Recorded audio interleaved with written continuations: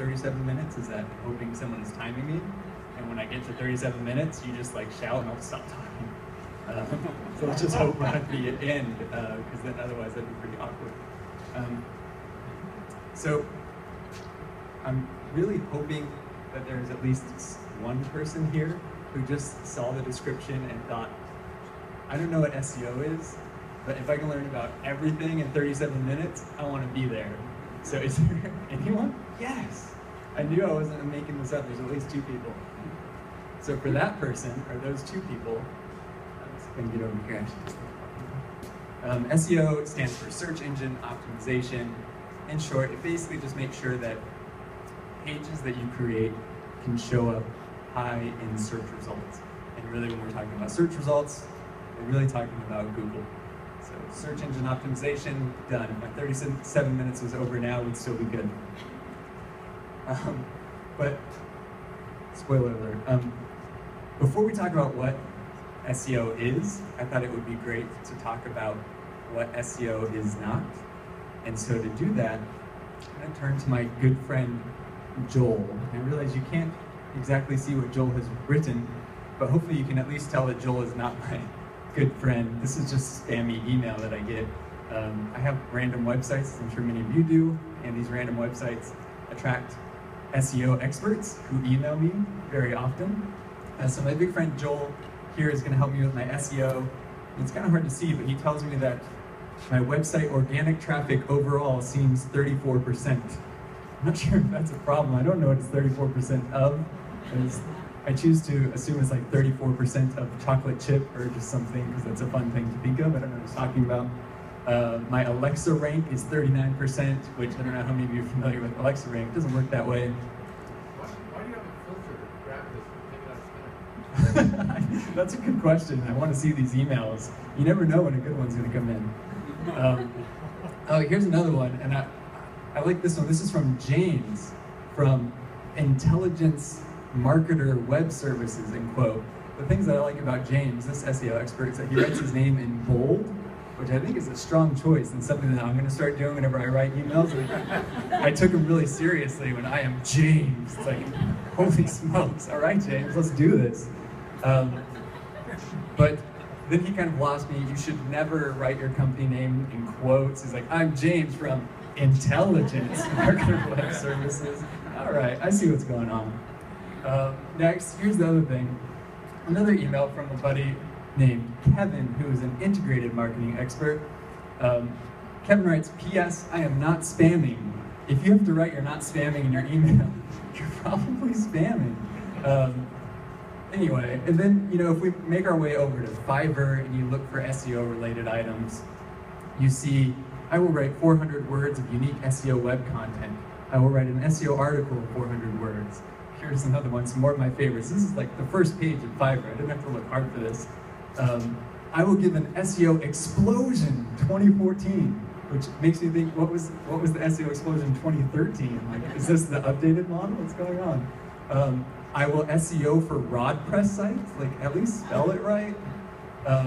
My buddy here, the capitalization should be the least of my worries, but I will top page Google SEO fast for $5, which is exactly what I'm in the market for. So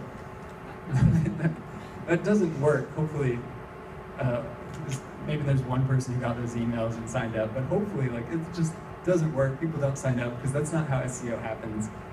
SEO is not spam. There's no silver bullet. There's no workaround. If you're hoping for 37 minutes of here are the 37 things to do and your SEO is awesome tomorrow morning, you're not going to get that. But instead, here's what SEO is like. SEO is like staying up past 11 p.m. when you're 30 years old. Let's go with over 30 years old. It's like prison. It's like an adorable hamster on a hamster wheel. And it's like Tim Riggins from Friday Night Lights. We're going to go over all of these. Before we get to the last one, which is my personal favorite, has anyone even watched that show? Oh boy. For the 5 of you, you're going to love that section, let me tell you. Anyway, SEO is like staying up past 11 p.m. when you're 30. The reason for that is SEO is hard. And I I don't know how many of you are over 30. Staying up past 11 is really hard. And every night at like 7 p.m., I tell my fiance, I'm like, I'm gonna stay up till 3 in the morning and watch so much TV tonight. She's like, no, you're not. And then at 10:30, 11, I'm asleep. Which makes me question my social life. I'm excited about staying up till 2 in the morning to watch TV, but don't judge me. So SEO is hard. And the reason why it's hard is that at its core, what you need to rank well is you need people to link to your content. And people, as a general rule, only like to link to content that is really good. There are things that you can do to try to cheat the system. You can go to Fiverr and hire the SEO for WordPress site guy, and you can get links that way, I guess. It's only $5. It's only $5, yeah. You can hire a lot of those guys. But for the links that I'm talking about, the ones that are really going to drive and make a difference, you need to make quality content, you need to get links. But the good news about links, I should explain the picture. That is a lynx. That is a cat, a lynx. If you Google image search links, that's what shows up. And when you're Phil and you see that picture, how do you not put it in your presentation? And then once you have this slide, how do you not have this slide? The trend continues. So links are more powerful than they appear. And what I mean by that is, if you create content, you get people to link to it, those links are not only going to help that page rank, but they're also going to help every page on your site rank. And so it's going to feel like you're doing a lot of work to get a few links to a page, but in the end it's going to pay off. Obvious slide alert, to rank you need links, to get links you need link-worthy content. So most of this presentation is going to be about how to create that link-worthy content. So here's the 3-step formula about how to rank, and this is completely serious. There's no Tim Riggins comments in this one. So to rank, you need to create great content that people want, and that is your first step, and that is the step that is often overlooked. What often happens is someone says, rank for this specific term, make that page rank. It doesn't matter if that page stinks, you're just supposed to make it rank, and that's not the way that SEO happens. You have to start with content that is great, and people have to want it. Then you need to optimize the page. We'll go over that. We'll go over all of this actually. Then you need to get people to link to it with the right words. That's SEO in a nutshell. Create great stuff that people want, they link to it, hopefully they link to it with the right words, and magic and butterflies happen. So we're going to start with talking about how do we create great content that people want. And I'm going to leave the great part to you, because then there's no way I could fit that in 37 minutes. So great is on you. If you want to create content, you need to set really high standards and make sure it's great. What we're going to talk about is how to make sure that it's something that people want. So the strategy here is that if people want it, and you know that they want it, and you create it, and then you tell them you've created it, they're going to link to it, and then your SEO is going to improve. So let's imagine that we are a seller of dog crates. Do we have any dog crate sellers in the house? Someone almost raised their hand, which would be great. I was staring at a dog crate when I made this slide. I have 2 dogs. And so dog crates are a pretty boring topic.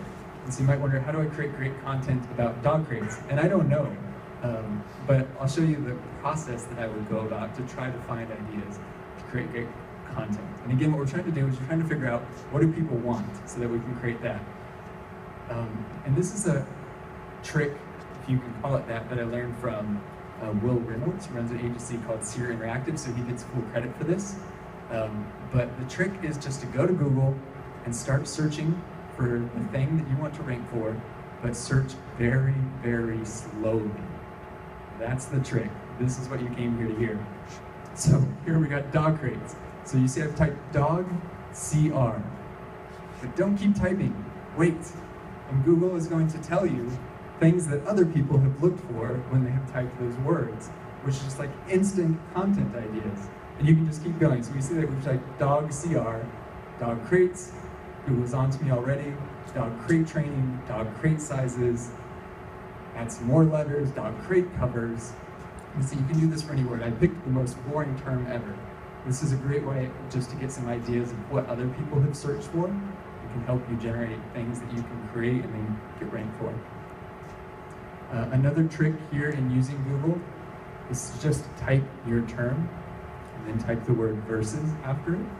So dog crates versus, and there could be a great content piece here, dog crates or kennels. I mean, I'm not a dog crate expert, but if you were a dog crate business, that might spark an idea for you. Another one, and this is my favorite, is to just type dog crates and then pick any random letter. As you can see, I'm not the most random because I chose A. And then just see what happens. So dog crate A, Google, give me ideas that start with dog crate A. Google will deliver. So I can already see your dog crates and kennels. So that's a theme that's coming up. Dog crates airline approved. As a dog owner, that's something I've thought about, so that kind of resonates with me. So maybe I can create something about that. Dog crates at Walmart. Okay, maybe not. Then I type dog crates E. I get more ideas. Dog crates T. This is like cheating, right? This is so easy. This is like 5 minutes. You have all these great ideas, and all you have to do is type slowly.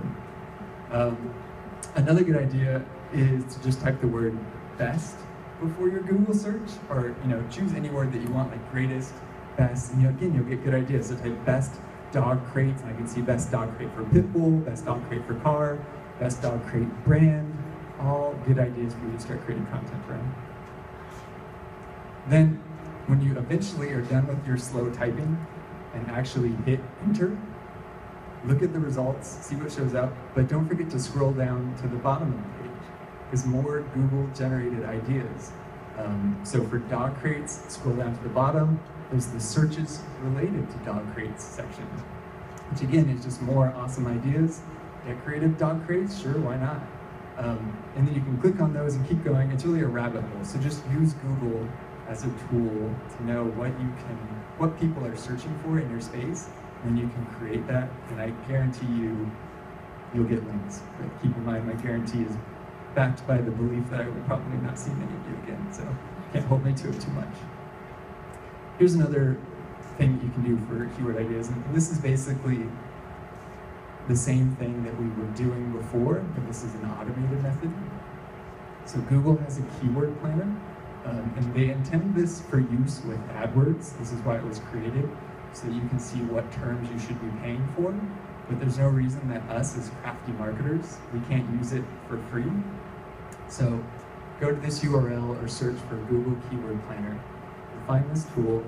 You can see all you need to do is type in your words, which is probably hard for you to see. I typed in dog crates, and then Google shows me searches related to dog crates and how often people are searching for them every month.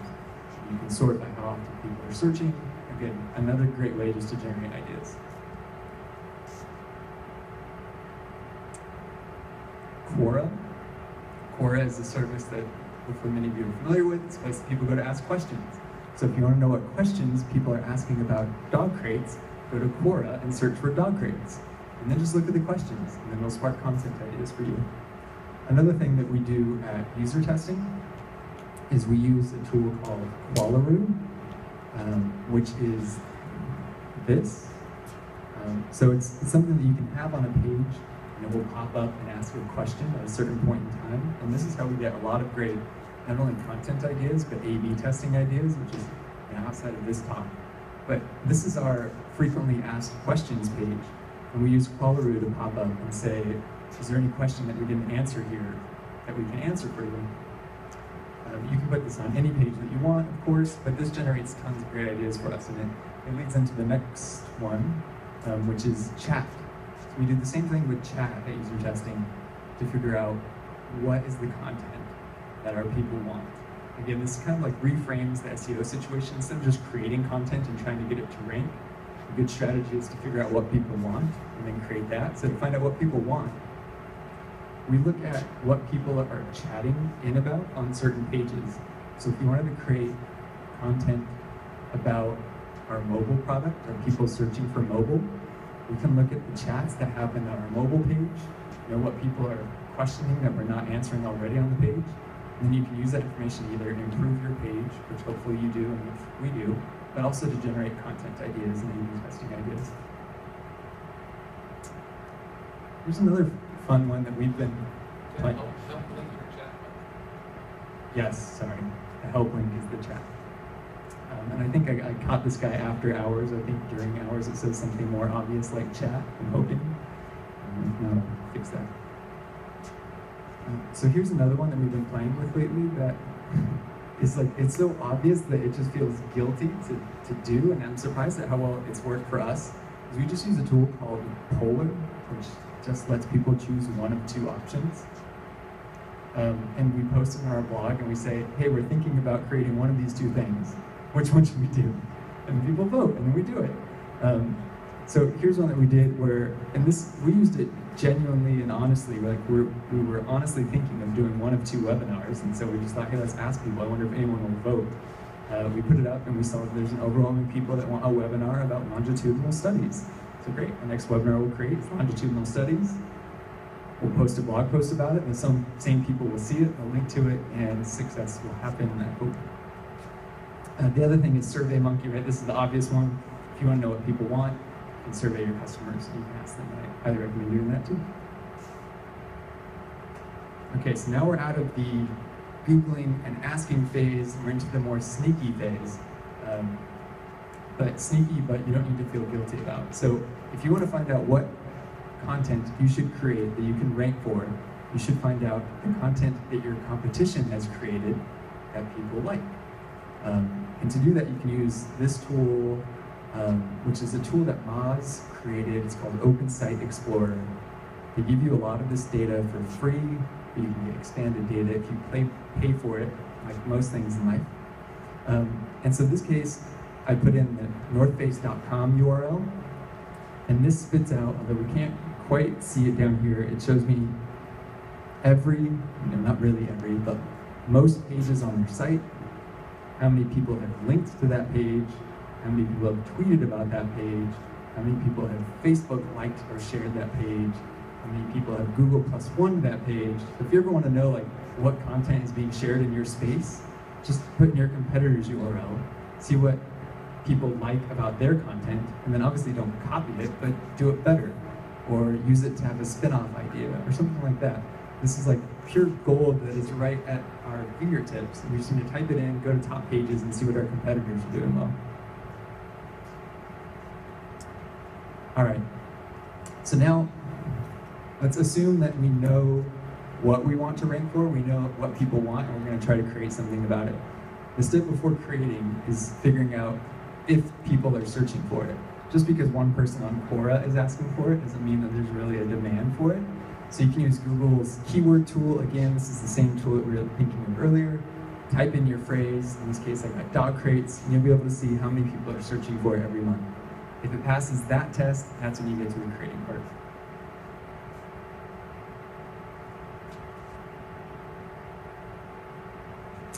Next thing to remember, and it's something that I always forget, is that once you decide what you want to rank for, it doesn't just need to be a web page in the typical sense of, headline, body copy, some images. It doesn't need to be a blog post. A lot of great content takes different forms, and you don't want to just think, I need to write a boring page and get that to rank. So this is an example that I love, in that it's HubSpot's marketing grader. Has anyone been to this page before? You raise your hand if you have. Oh, cool, a few people. That's great, and a lot of other people like you have been here and linked to this page. I just checked last night, has over 102,000 links. Talk about SEO, and again, just like our cute kittens, that not only helps this page rank, it's helping their entire domain rank better in search results. And not to mention that this is a lead gen tool for them. I mean, I bet they didn't really do this for SEO. They did this to collect people's email addresses, but it's also really benefiting their SEO. And I will say that this idea is my favorite, and it's something that it's safe to say that we have copied at user testing, and has worked for us too. We created a simple thing just like this, and we've told HubSpot is based purely on their idea, and they were happy about it. We have two forms on a site called peak.usertesting.com. One, we say, give us your URL. The other, we say, give us your email, because we're doing it for lead gen. And then we give them a free 5-minute user test of their site. So we tried that out a few months ago. It's generated boatloads of links and tons of leads for us. So it's one of the things that I'm thinking about most now is how can we use tools like this to generate links? And so I highly recommend that you think whatever your business is there something like this that you should do? I'm guessing everyone here has seen this video, right? I didn't even put it as an option to play it because I just knew that everyone will have seen it. The Dollar Shave Club video, please show of hands. All right, this is good. So I'm not going to go into the full story. They created a video to launch Dollar Shave Club. It was an awesome video. If you're thinking of razor blades, I don't know why you would have ever thought of like make a video. Maybe it's just me and I'm really boring. I thought, let's make a web page, razor blade. Let's compare the different razor blades out there. But they were so much smarter than I am. They created this video. This video must have a gazillion and 3 views as of last night. I didn't check. But their homepage itself has over 19,000 links. So again, video is a good tool. Moz, who we talked about earlier and who I'll talk about over and over again because they're kind of like the head of the SEO space and they have great tools for SEO folks and not related to them at all. It's just a tool I like to use. So they created this Google algorithm change history, which probably sounds fantastically boring to all of us, but there is an audience that really loves that sort of thing. Basically all that they do, not all that they do, that undersells it, what they do is when Google makes a change to their algorithm, they throw it on a timeline. 17,000 links for adding things to a timeline. This is amazing. This is one of those things where it's like, when you are creating this, it's probably going to seem like a waste of time. Why am I creating this fancy timeline for Google algorithm updates? But they just update it over and over. You can see they started it in 2007, and now it just has thousands of links. Okay, skeptical baby is skeptical. Can you rank for it? And that's the next question you need to ask. So you know what people want, you know that people are searching for it, you've decided the content you're going to create for it, but now can you rank for it? Because there's no point, like, if your boss came in and told you, well, first, let's assume you're at a company that is not a rainforest and is not Amazon.com, and your boss comes in and tells you to rank for Amazon, then what you should do is you should calmly get up from your desk, walk home, go home, sit on a bench, take your shoes off, put pajama pants on, put a hoodie on, crawl into your bed, pull a blanket over your head, and go to sleep. Or anything other than tell your boss that you can rank for it, because you can't. So, that's the next step. And to understand what you can rank for, you need to understand what Google is trying to do. So Google wants, they want to make money, which I had a money slide in here and took out, but first let's just acknowledge that they're trying to make money. But besides that, what they're trying to do is show the best results. And then they're trying to show diversity. And I think that's the one that we often overlook. So I'll give some examples of that. But Google wants to show the best results and show diversity. And so to show up, you need to have the best stuff or you need to find a loophole. And the loophole is the diversity. Here's an example of diversity in search results, at least what I mean by it. You can see what I was thinking about last night. I was searching for wine. Before 11. So I searched for wine, and what we see here is there's this top crazy banner of restaurants. I live in Oakland, so it's showing me all these restaurants that are in Oakland. There's a map on the right-hand side, so that's another way that I can sneak in the search results. The first result, as you would expect, is wine.com, who sells wine. But the second result is a perfect example of that diversity I was talking about. It's something that I have no idea what it is, but it is a free implementation of Windows on Unix. Wine HQ is a collection of resources for wine developers and users. I have no idea what that is. But it just shows you there's another meaning of wine other than what I was thinking of, and it's in Google's best interest to rank that content highly because it's one of the few things that is not about wine and alcohol, so let's show it highly in case there are people searching for it. I couldn't fit the whole page on here, so if we scroll down a bit, we see more, what I'm calling diversity. We see news results. This is all on the first page. Underneath the news results, we see a lot of Yelp reviews. So if you wanted to get on the first page of Google search results for wine, your best strategy might be to just optimize the heck out of your Yelp page rather than trying to create great content for Yelp. We're going to go into a bit more nerdery here. So the next step in deciding if you can rank for something is to download this tool. I'm guilty of not knowing whether or not this is free. It is a Chrome and Safari extension. It's from the folks at Moz again. It's their toolbar.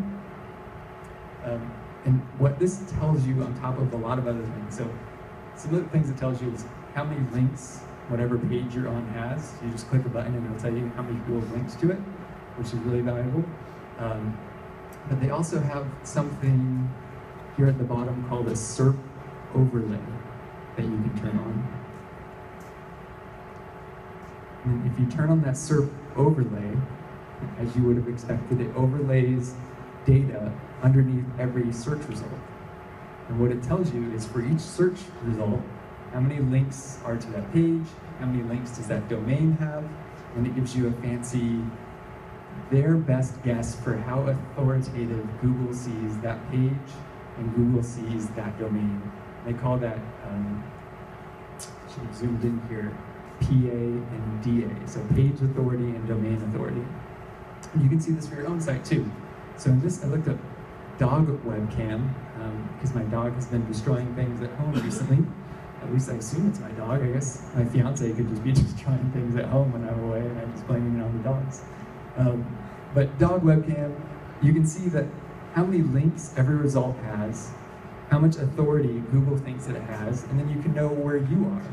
So if you are nowhere close to the page authority and domain authority of the people on the first page, then you know that you're in for an uphill battle and that you might be better off trying something else. Of course, if it's a term that's really important to you, you might just need to fight that uphill battle. But at least this gives you the confidence of knowing kind of where you are. And then keep in mind that of that diversity mix, you might be able to sneak your way in. In this result, I didn't get all the way to the bottom, but I'm not really seeing any images or any videos. If you were a local store, I bet you could show up that way. So think of things that you can do to differentiate yourself to show up. That's only if you're swamped. Most of the time, like for this top result, I think it has, looks like there are 36 or 96 links. But either way, like that's not, you can do better than that, maybe. Although I've created plenty of content that has gotten 0 links, so it's easy for me to say now. But if you follow the process the right way, you could probably rank #1 for this. So, actually, is anyone actually timing? And does anyone actually know where we are? Because that would be amazing. And I have no idea. I'm just going to keep talking, otherwise we'll see you tomorrow. So how to rank? So that was how to create great content. Then this next part is just how to optimize the page. And we'll go quickly on this one. Just do this. Go to that page and do it. I tried to make that bit.ly link easy, but now I'm realizing it's really complicated, isn't it?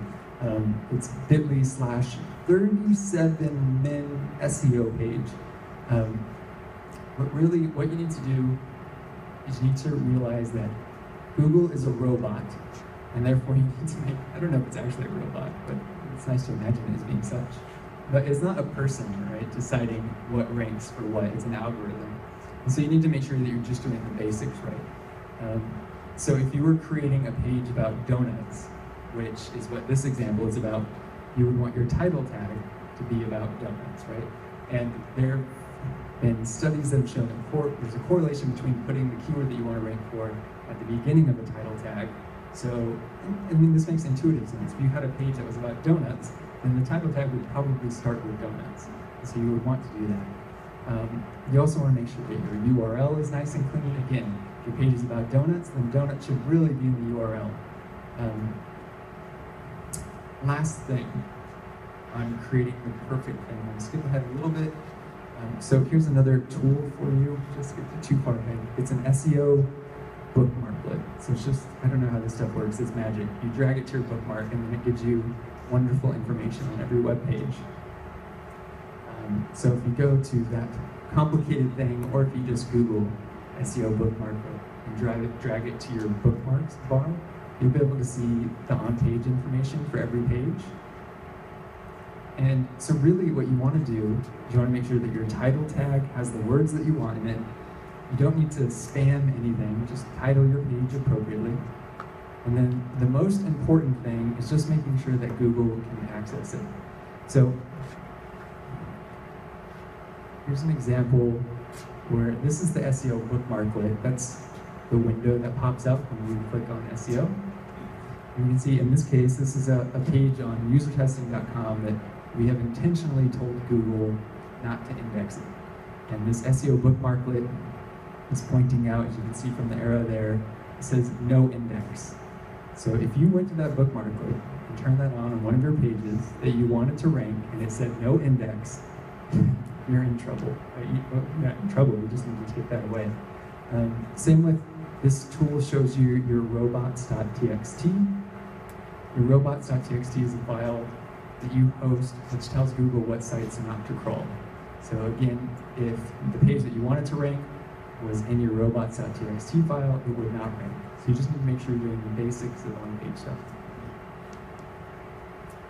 Lastly, get people to link to it with the right words, and that takes me to why SEO is like prison. By now, you can clearly tell that I'm a prison expert, which is not the case, but sadly, like my dad would talk to me about prison when I was a kid. I don't think my dad was a prison expert either, but he told me a story, and he was very serious, and he said, Philip, if you ever go to prison, you have two options. Your options are either to shank somebody. This is my dad, and I was like 10 years old. I didn't know what shanking was, but I knew I was going to do it. Or you need to make friends with like the biggest, baddest people in prison. And I don't know why that has stuck with me, but that's exactly like SEO, right? This is obvious. Maybe less obvious, I don't know. It seemed so obvious last night. So you created this content, you need people to link to it, which basically what I'm getting at is you need friends. And the good SEO is building their friends today because it's a nice thing to do, and it might help you 5 years from now. Like, you're not going to be able to like, oh, I've created this content, I need people to link to it, I'm going to convince this person to be my friend in 3 weeks. They're a huge influential blogger, they're going to link to it, it's going to rank, and it's going to be awesome. It works like that probably 1% of the time. Most of the time, it's someone that you've started building a relationship with now, and that you've helped them 20 times already, and now they can help you with a link in a non-shady way, just like you would link to a friend if a friend asked you to. That's the kind of thing we're looking for. Which, as a slight aside, at user testing, our team has full power to send as many gifts as possible to whoever the heck they want. And it's something that works really well for us, and I promise we do it in a not shady way, but like if you do a webinar with us or something, if you're a guest author on our blog, and we send you a gift as our way of saying thanks, and everyone on my team is encouraged, like if there's someone you want to make friends with and you want to be their buddy 5 years from now, then user testing will pay for you to send them whatever the heck gift you want. Just send as many gifts as possible. My old boss became friends with Richard Branson this way, which blows my mind. For Richard Branson's birthday, for like 10 years, he sent him a gift. He doesn't know Richard Branson. He just found his address and sent him a gift on his birthday every year for 10 years. And finally, Richard Branson replied. And now, he can call Richard Branson whenever the heck he wants. And he had Richard Branson come out and do a fundraiser for him. This like normal guy who just sent a gift for a birthday. So there are little things you can do to make friends. But anyway, here's a tool that you can use to find out who you should be friends with.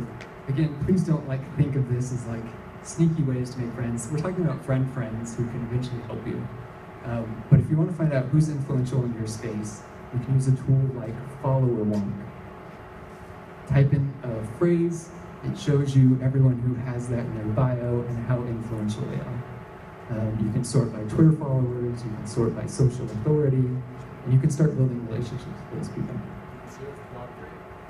I didn't do it for doctorate. I'm scared. You can also, I'm sure you have lots of better ideas. You can also use Google Plus communities, right? Go there, find where people are talking about your product or your service, and start making friends, start making connections. Ideally, you're just known in your community as being the smart, helpful, friendly brand, and people will naturally link to you. And so that's what we're looking for. Has anyone used Reported before? A few people, awesome. good. This is my favorite tool ever. And this is a tool that we use a lot for gifts. And that we have someone that we want to send a gift to. So that goes into I say use reported for good, not creepy. I think gifts are good and not creepy, unless it's a creepy gift, and then it's creepy. But basically, you can find anyone in the world's email address. It's not that hard. Just type randomly until you figure it out. When you figure it out, Reported shows you all of their contact information over there on the right-hand side of your screen. It's a Gmail plugin. So this is me. I typed in my personal email address, and it knows where I work, where I used to work, my LinkedIn profile, my Twitter profile. Since all of those things have hit, if I was a stranger, I would know that's my email address. Again, please don't abuse this and just start spamming. I like to play with this, and you can find like Jack Dorsey's email this way. I mean, anyone's email, if you just guess long enough. Like first initial, last name. First name, dot last name. It sounds so creepy when I talk about it. But I promise, like, don't do it in a creepy way, and it's not so creepy.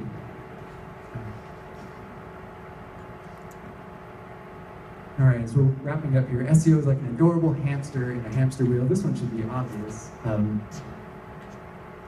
SEO is hustling. Of course, if you're thinking of hustling, you're thinking of hamster. So I just wanted to give you some quick tips and some quick ways to get links, because we've talked about big picture, like create great content, right, and get people to link to it, make friends. But sometimes you just need to get some links quickly. And so here are quick hustling ways to do that. If you go to freshwebexplorer.moz.com, you could search for everyone who's mentioning your brand but not linking to it.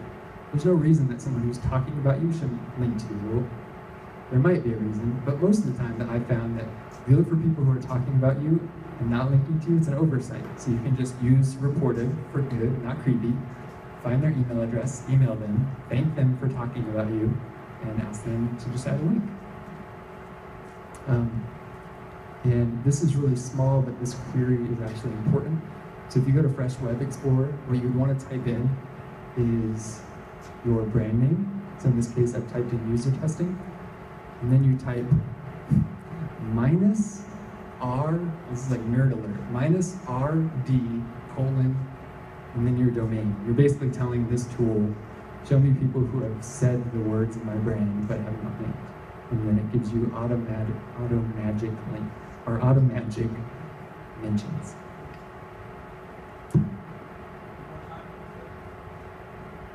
Fresh Web Explorer. Yes, let me go slowly. Brand name, space, -R as in Rudolph, D as in dog, colon, and then your domain.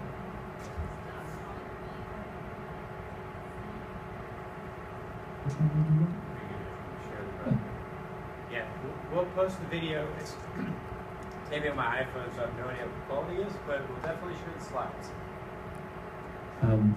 And I'll be around a little bit afterward. Just give me your email address or something, or I'll find you on Reported. I'll send it to you. All right, here's another fun one. And these are things that you should be doing just for like quick hits. This isn't like strategy, this is just easy wins. So look for people that are using your logo, but not linking to you. And just like people were mentioning your brand, so using your logo, it's actually easier than you would think. You go to images.google.com, upload your logo to Google, and Google will show you every time your logo is used on the website. Just find all of those people. If they're not linking to you, ask them to link to you. Especially with logos, like people are probably really actually wanting to link to you. And so it's an easy way just to get quick ones.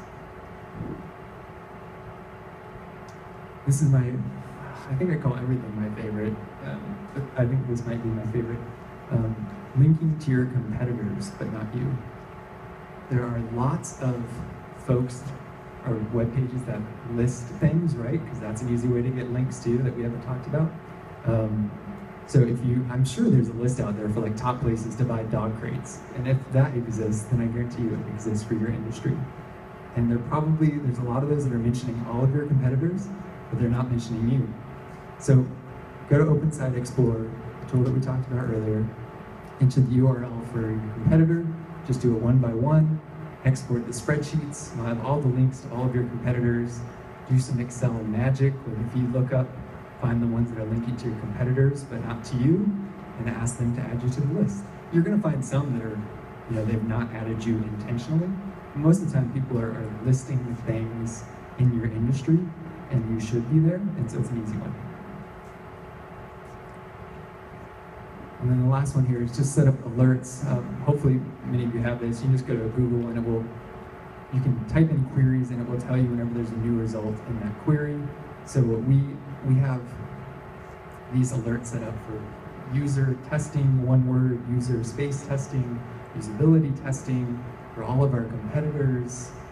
I think that's it. But then you know right away if there's a web page that Google has indexed that is mentioning something that you should be interested in. And then it's a lot easier to get a link if you just attack, that's the wrong word.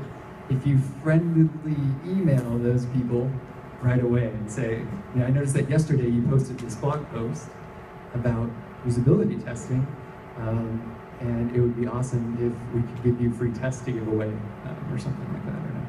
Horrible idea, it's off my head. And lastly, SEO is like Tim Riggins. I could come up with nothing except that it's pretty fantastic, and Tim Riggins is pretty fantastic. And so that's it. Thanks.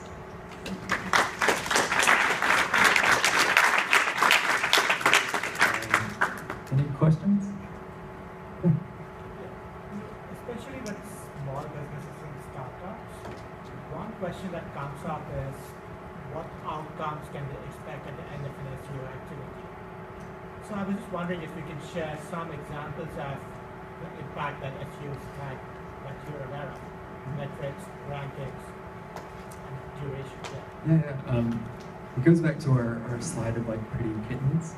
Of like, it's really over time and it takes an investment, and a lot of people give up before you see the investment. There's a great slide from, this is random, but Moz, the CEO, his name is Rand, he's a really smart guy, and his wife runs a blog. And they have a really impactful, at least chart for me, that shows her blog traffic being flat for 3 years, and then all of a sudden taking off.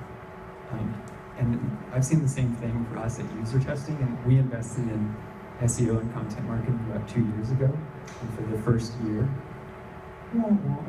organic traffic, right? And now it's like that, and we can't. I'm sure we could stop it, but we're not doing anything to. We did the work a year ago, and it's kind of now, and so it's kind of a hard sell. So sometimes you just need to sell like, look, we're ranking number 2, even though at the end of the day, it doesn't tie back to metrics, but you can get people off your back until you can actually show the organic traffic increasing, which is increasing your revenue. Thanks for a really interesting presentation. You're showing for all the links, like 17,000 links, 100,000 links. How does that tie into like the words that they actually want to link against? So it was the sites that I was showing where all of those links were coming in. How does that tie into what they're trying to rank for? And I don't know. And I think part of it comes back to the kitten slide again, which is like, just by getting all those links, I guarantee you it's helping other things. Like, I don't work for those companies, so I don't know. But every link is so valuable, it's like gold. And so if you can get them any way that you can take them. So I know for us, like, we have our peak.usertesting.com, and we rank like number 3 for peak or something, but who cares? I mean, we're not trying to rank for peak. I feel bad for the folks that we're trying to show up ahead of them. But what we're doing there is we're trying to get links, and we're trying to get leads, and those links will take care of everything else. Help our domain authority so Google sees us as more important and makes other things easier for them. So you said that a lot of making content is hard. You can quote me on that. Do you produce your content in-house, or how do you decide whether it's like Fiverr or 50 or video? I will never do Fiverr. It might be. There's a balance whether you have the in-house talent. Mm-hmm. Yeah. For us, we've kind of built our entire marketing team around this idea. So the one thing that you need to have to be on our marketing team is to be a great writer and to be able to write in tone. So we're fortunate enough to have people that we write most of our stuff in-house or create most of it in-house. We also have a really great agency who we can use we generally use them though for like video production, web development, so they played a big role in our peak thing that I was talking about, because our engineers were really busy, so they were able to make that for us. But I think it just goes down to what we prioritize, and we prioritize